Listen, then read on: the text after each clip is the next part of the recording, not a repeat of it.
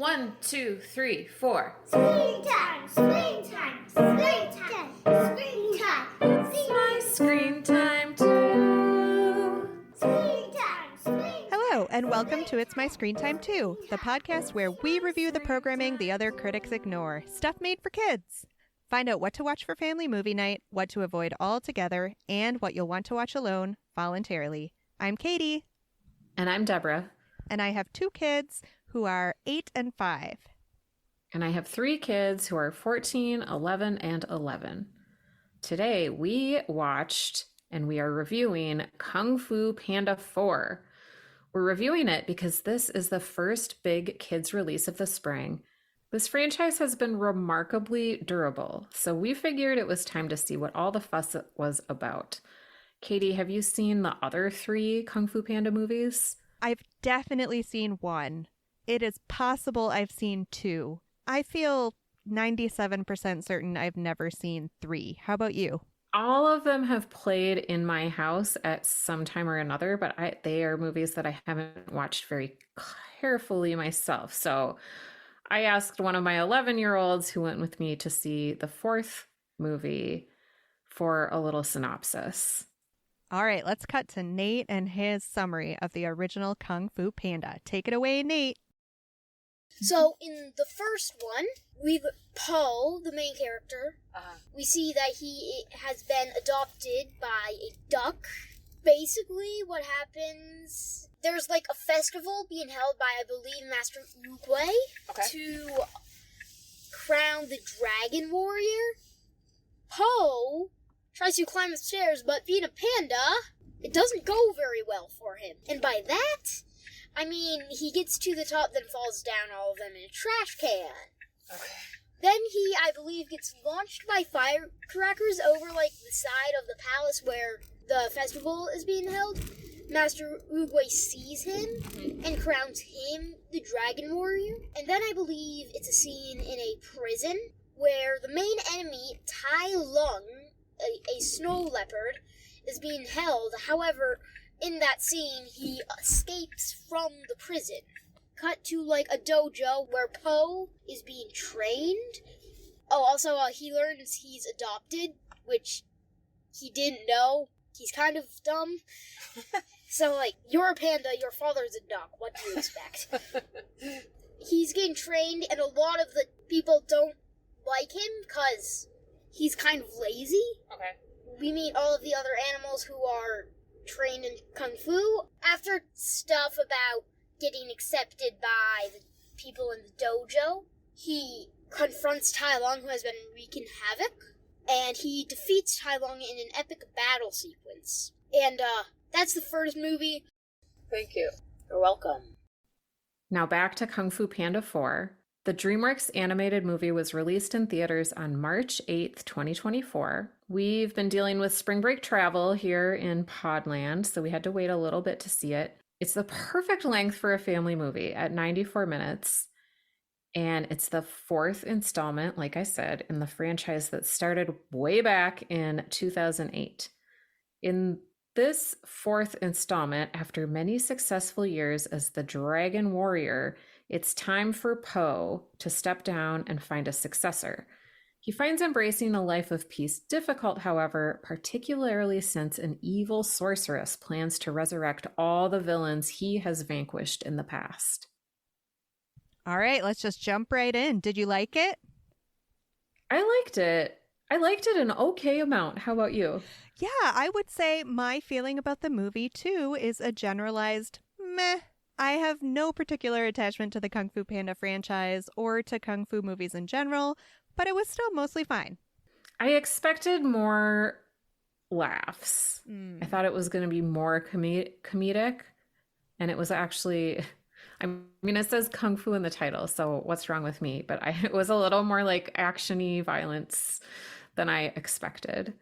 Yeah, it definitely felt like a franchise that is resting on its laurels and knows it doesn't have to bring its A game to things like the comedy anymore. Because if you're in for a penny, you're in for a pound. Like, it's the 4th installment. Yes, but speaking of 4th installments, there was a preview for the new Minions movie before Kung Fu Panda 4 started, and I think I laughed more at that preview trailer than I did for the whole 94 minutes of Kung Fu Panda. I mean, the minions are just an inherently funny bit that you can just keep putting in new funny situations. To a certain like extent, a vending machine. Yeah, like a vending machine. To a certain extent, that can be said of a panda. Like, you can continue to put a panda in awkward situations in which a panda should not be. But I would argue that they did not go that route in this movie. Like, they're no longer capitalizing on the fact that Po is a panda, other than to keep talking about the fact that he likes to eat a lot. But anyway, I'm getting ahead of myself. So why don't you tell me why this movie isn't for grown-ups? Like, what was hard for you to connect with because you knew it wasn't made for us? This was one movie where there's not a lot of like sneaky little in jokes for grown-ups like there are in some other movies, like, and it's not very meta, like we're spoiled when it comes to things like the Lego movie franchise, the Minions franchise.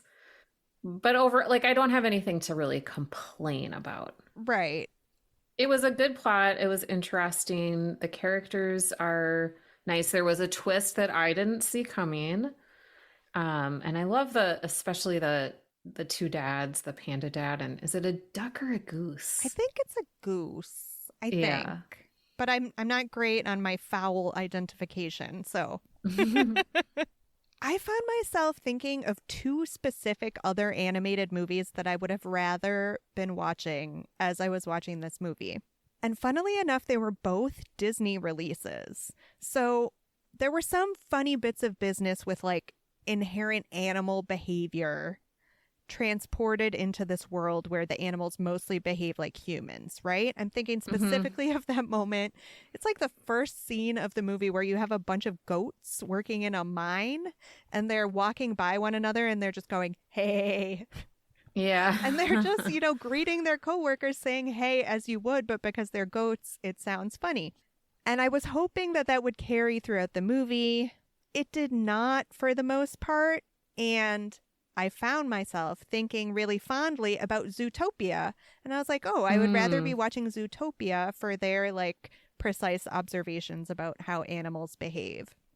And then as like the story goes on and Po kind of ventures into the criminal underworld to accomplish his goal, which because he's Kung Fu Panda, we know is ultimately for good. I was like, man, I kind of would rather be watching Raya and the Last Dragon. And maybe it was just because they had those 3 adorable bunny rabbits that then turned out to be like savage killers. That to me mirrored very directly the criminal baby from Raya and the Last Dragon. So it almost took me back to this period of time in the past when Disney and DreamWorks were like directly competing, or rather it felt like DreamWorks was just making copycat Disney movies. Like, do you remember when Shark Tale came out, which was like the Will Smith animated shark movie, and it was like the year after Finding Nemo? No, I don't remember that at all. Well, why would you? Because it was not successful. Or the movie Ants that DreamWorks put out like right after Pixar made A Bug's Life. Yeah. This felt a little bit like that. Like Disney had done so many of these themes so much better in recent memory. It actually made me feel a little bit better about Disney because, they've been struggling a little bit with finding success and with finding themes that are really resonating with audiences. And I was like, wow, I was sitting in this DreamWorks movie. It's going to make buckets of money, super successful. And all I was thinking was that I would have rather been watching these 2 Disney movies. So that was a long, why isn't this for grown-ups? But I was thinking about 2 movies that felt like they were maybe more for grown-ups. Not that they're not also for kids. All right. Why is this for grown-ups? What was there for us to grab onto? I loved the animation. And I thought that the kind of timelessness of the plot line, like, what is your purpose? What do you do when you've done your best job? Like, it's almost like a retirement identity movie. Like, how do you build a bench and choose your, what's the word? Successor? Those are all good themes that anybody at any age can enjoy, I think, and get something out of. I'm glad that you took that message away from it and not the message that you should definitely say yes to a promotion that you feel underqualified for. And you definitely can't stand up for yourself and say, look, I'm very good at working on this lower rung on the ladder, and I don't need to accept this higher position if I don't feel like it's right for me. I guess because Poe is male, he's going to fall into the Peter principle and like rise to the absolute highest level of his incompetence. Like all men in management do. I guess. He can't escape the patriarchy even as a panda. Was that too Mean Girls for the podcast?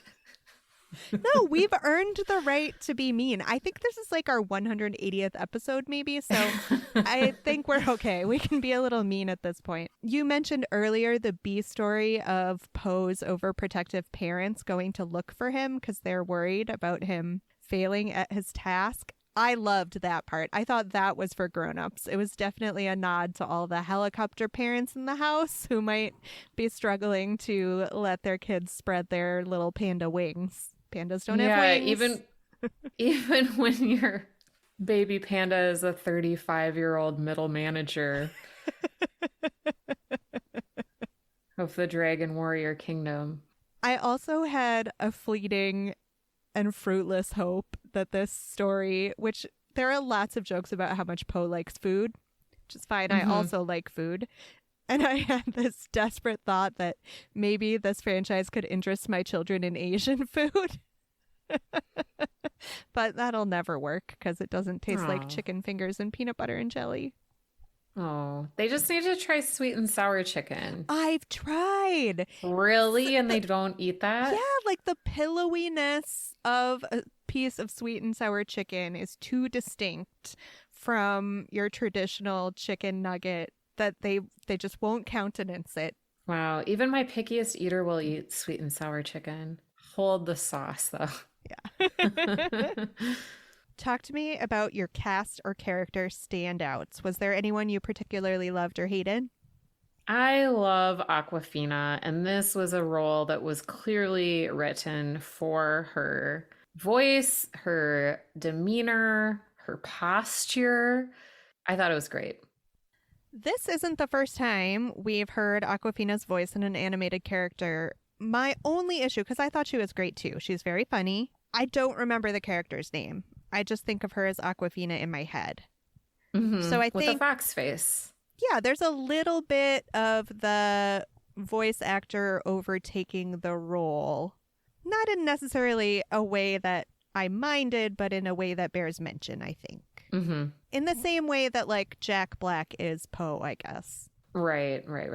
I agree. Awkwafina was great. Jack Black is having a total moment in animated kids movies. I mean, he was all over our houses last spring for Super Mario Brothers, and now we have him again. It's always a delight to hear him. And I also loved Poe's parents. Yeah, Bryan Cranston. And also James Hong. They were so great. Any thoughts on the writing? I already mentioned my favorite bit, which was the goats. I thought it was well done. So I recently learned on the Watch podcast, which is a TV and movie review podcast for grown-ups about grown-up shows. And they were talking about the credits when you see a screenplay where it's like so-and-so and so-and-so and so-and-so. That means like the third person like probably punched up the script or was brought in to do a rewrite or something. And there was, I didn't write down the names of the folks responsible for the screenplay, but this is like such a huge investment for the movie studio. Clearly they did everything to ensure that the plot wasn't going to get away from them. A la Animal Crackers. Oh, yeah. You know, it was a tight 3-act, 94-minute show. Right. They didn't want to go into this with any questions about its reception. Just get the thing on rails and get it done. Any thoughts on the music? I thought that the score was well done, but not remarkable or unique, except at the end in the chase scene, it's a cover of a song. Oh, yeah, it's a Britney Spears Hit Me Baby One More Time being sung by Jack Black. That was really fun. That was super fun. Does that count as a spoiler? I don't think so. What I always needed was Jack Black singing Britney Spears, but I would argue that it's still not as successful as the Peaches song from Super Mario Brothers. Oh, that's a iconic performance. Earworm for the ages. Actually, before the movie started, there was one of those like pre-movie interviews where a reporter sat down with Jack Black, and the only question she asked him was if Poe had to write or had to sing an iconic song for this movie, much like Bowser did for Super Mario Brothers, what would it be? And poor Jack Black was like, I didn't prep this. And he sang something, and it was not great. And I felt kind of bad for him. Sorry, back to the actual movie that we actually watched. We already talked a little bit about the animation. Is there anything else you wanted to mention about it? I liked it a lot, and I don't know what you call it, but the setting, like the scenery, like the plants and mountains and stuff were like very realistic looking. But then the sky looked sort of like an old style Hollywood stage set backdrop. Oh. That was cool. And then the whole movie, I was wondering about like the little floating piece in Poe's staff that plays such a big role in the plot. Like, how does that stay there? No gravity magic? necessary. Is it magnets? I mean, I know it's not real, but I found it kind of mesmerizing. I love it. That was definitely something for your grown-up mind to grab onto and entertain yourself with. So did you think this was good for your kids? What made this okay/good for them? It's a fun movie. It's a continuation of the series, but it felt very fresh. My kids were all talking about how none of the characters besides Poe made a return. I mean, the major characters that have been in the previous movies, and like they listed off a whole handful of characters that weren't going to be in it. So maybe that's like a neutral thing, but I think you think they're going to like retread the same material because they're on the fourth movie, but they don't, because they introduce a whole lot of new characters, and then you don't see the old characters that you might be sick of, or like maybe their journeys are all done. You know what I mean? A nice way to break them out of the world. I thought too that this seems obvious for a kid's movie, but the dual messages of 1, you can change for the better, and 2, you don't have to reject change just because it's scary. There's our good, solid messages for kids. And I don't know if this makes it good or okay for kids necessarily, but I think it speaks to the movie's quality that my 5-year-old was interested, and he stayed entertained, and he wasn't getting up, he wasn't moving around, he wasn't asking how much longer was left. Like, he was into it in the movie theater. Yeah. What makes this inappropriate or otherwise bad for kids? Anything? I mean, as you mentioned, the violence to comedy ratio, but I think you can tell by the title that it's called Kung Fu Panda, and there's obviously going to be some degree of violence. So if just hearing the title makes you uncomfortable on that front, maybe it's not for you or your kids. And there's violence, but it's not, and there's like suspenseful moments, but I didn't think it was overly scary or real violence. I mean, they're doing like martial arts moves, which is a lot different than guns and swords. I didn't find anything objectionable here. The main villain is a shapeshifter, so she will often change into very intimidating, large, villainous shapes. And my 5-year-old did find that scary. But then he got over it fairly quickly. What movie or show for grown-ups were you able to compare this to? I compared it to a book. What color is your parachute? Oh, remember that? No. Old gem of a career finder? I love this so much, especially since I didn't write anything down. I have answers for everything else, but I just didn't write anything down for this one. Talk to me more about what color is your parachute. It's all about like finding your true calling in this world, which is, they might as well say like, you don't have a true calling. Like, you need to make a living and you need to find something that meets your skills. So I don't know. I found it difficult to actually compare it to a real adult movie or show. Yeah, I felt kind of bad that I have absolutely no backlog of real kung fu movies to be like, oh, this really rang bells of XYZ for me, but I got nothing. Were you able to cast the gritty HBO reboot? I just did Aquafina's character in Poe. So in the Fox role, I would cast scam goddess Laci Mosley. Love it. She's got a big personality, just like Aquafina, and could go kind of wily, kind of, you don't know if she's good or bad. And then in Poe's role, I would cast Jeff Hiller. He's a stand-up comedian, and he played Bridget Everett's sidekick on Somebody Somewhere in the HBO Max show that I love so much. I didn't realize he was a stand-up. He's so goofy, and he's got such like a gangly body. I think he would be perfect as an unexpected kung fu master, just like a panda bear. I like that. So I cast Poe's parents and Poe because I would like to see a show that follows an odd couple of parents, as the panda and the goose are in the movie, as they try to protect their kid who has just gone and joined the military. So they were not expecting this. They did not raise their child to this life, and they are panicked.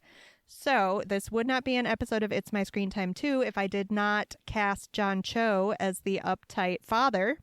And then I was thinking, well, who can play like the kind of ditzy? And I was like, well, why not stage a selfie reunion and cast Karen Gillan as his spouse, the other parent? And then I thought maybe Noah Schnapp, who is like the other boy from Stranger Things, as Poe. Yeah. Because he's similarly tall and like might look like he would feel out of place in a military setting. Yeah. But again, I was just really drawn to the story of the parents and how they were so desperate to protect their kid who was ultimately fine. Yeah, I like that. Do you think it was better when we were kids? We certainly didn't get 4 movies of a franchise, so I guess this is better. But we had more Chi and PG movies, so I don't know. Yeah. It's kind of a toss-up for me. The transparent cash grab sequel that came up for me was Fievel Goes West. Do you remember that sequel to An American Tale? Imagine if we had gotten 4 Fievel movies. I don't know if that would have been better. Yeah, by the third one, like Home Alone 3 is really bad. Ugh, yeah, you're not kidding. Maybe it was better when we were kids and they weren't milking these things for 4. Or if they were like direct-to-video sequels that no one saw anyway. Would you ever watch this alone voluntarily? I would not, but I did enjoy going to the movie theater with one of my kids. It was super fun. All right, ratings from 1 to 5 stars. Wait, would you ever watch this alone voluntarily? Oh, no, I would not. Okay. Ratings. I'm going to give it a 4.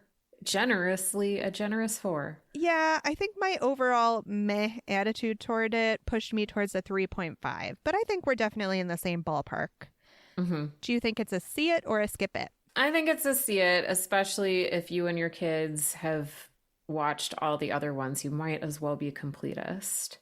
It's not a must see in the movie theater, though. You could wait for it to stream. But I would argue see it because what else is there in movie theaters for kids right now? Like, why not? If you want to go to the theater with your kids, it's a fun afternoon, fairly diverting. Why not?